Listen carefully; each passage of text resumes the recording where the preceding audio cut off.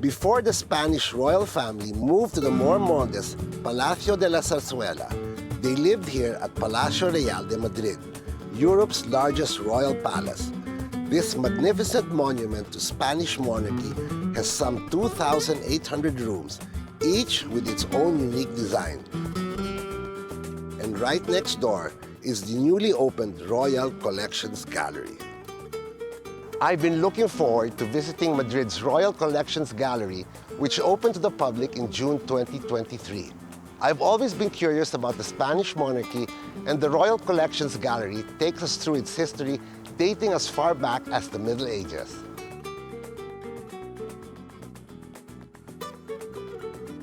I'm here with Leticia, the director of the Royal Collection.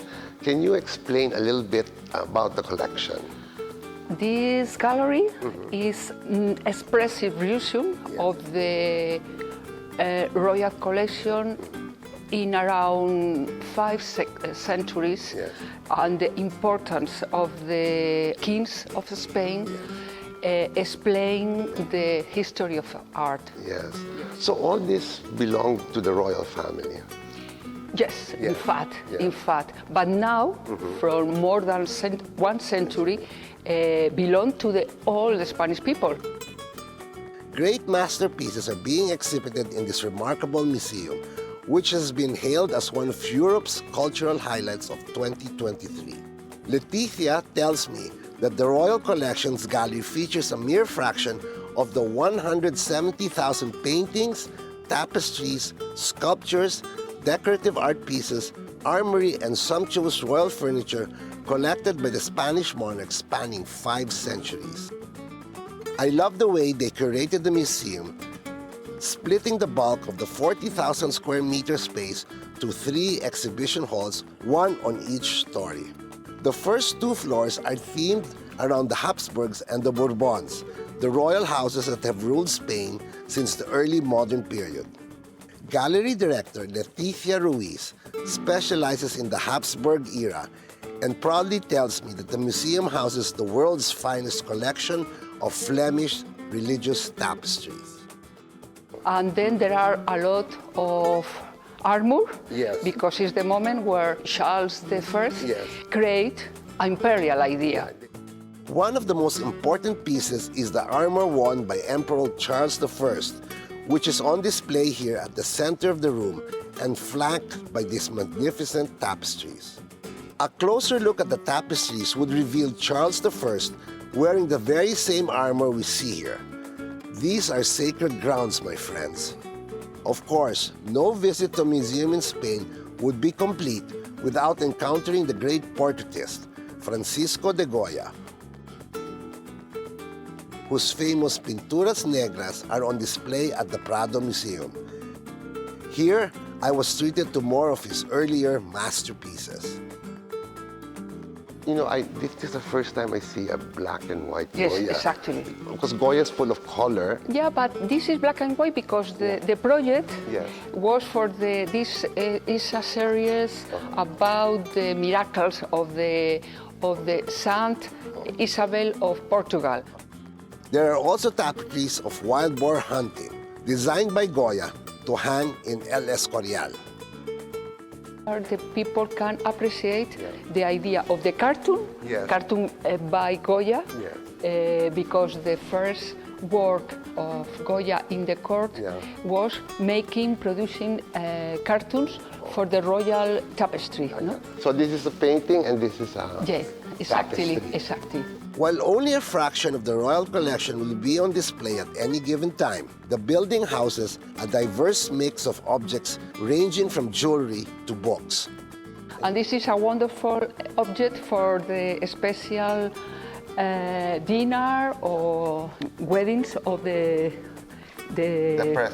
present king. Yes.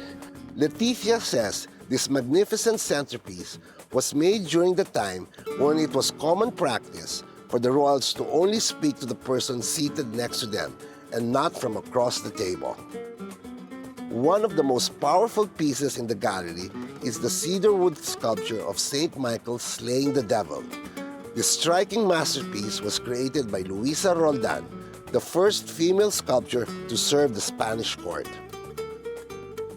We have a very interesting immersive cube where the audience can to see other aspects of our institution that is impossible to see with pieces, with items. So it's better to do immersive. Yes, immersive. I don't know, for example, you can see in one moment in the interior of the wonderful Royal Library in El Escorial.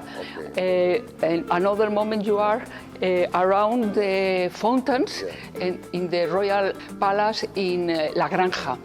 As these other royal sites are located across the country, it is amazing to be able to see glimpses of them here in the state-of-the-art venue. The museum also has a temporary exhibition on the same floor. Today, I get to marvel at the splendor of the Spanish monarchy's royal carriages, which are striking works of art themselves. An amazing moment when I arrived from the Museum of the Carriage is here in the Campo del Moro garden, but it was very, very difficult to bring here. Yes. It is a privilege to see objects reminiscent of an era in Spain's history that was at the height of decadence. I am truly impressed by the staggering amount of artwork in the gallery, as well as the lengths that Spain's Patrimonio Nacional took to painstakingly acquire and preserve these tangible pieces of history. It is also worth noting that all of the objects we've seen here today no longer belong to the Spanish royal family.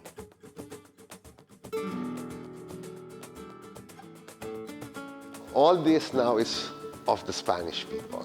Yes, or for the citizens of the world, because this idea is very international, no? Yes. And is for Spanish people, but for everyone who arrive in Madrid and to want to know the art in Spain. During the royal time, exactly. So Leticia, thank you so much for allowing us to see this beautiful collection privately without a lot of people, so we can film and show the world. Thank and you show very the much. Filipino people that there is please. Beautiful collection here at the Royal Collection. Thank you very much for your visit. Thank you so much, you. Leticia. Gracias. I am happy that the final leg of my Madrid journey ended at the Royal Collections Museum. During my trip here, I have basked in the city's luxurious present and time traveled to its resplendent past.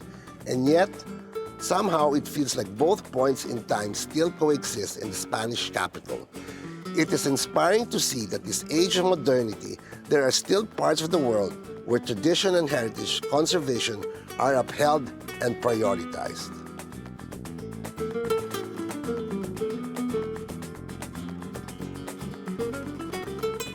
After spending my days wandering through Madrid's bustling neighborhoods and immersing myself in local culture, I feel like I've only experienced the tip of the iceberg of what the city has to offer. Quality of life is fantastic here in the Spanish capital. The city has enormous parks for me to run in. Arts and culture activities are happening all the time, and there's an inclusive atmosphere that permeates in the city. I'm still here, and I already want to come back. This is Raul Manzano, your EIC on the move.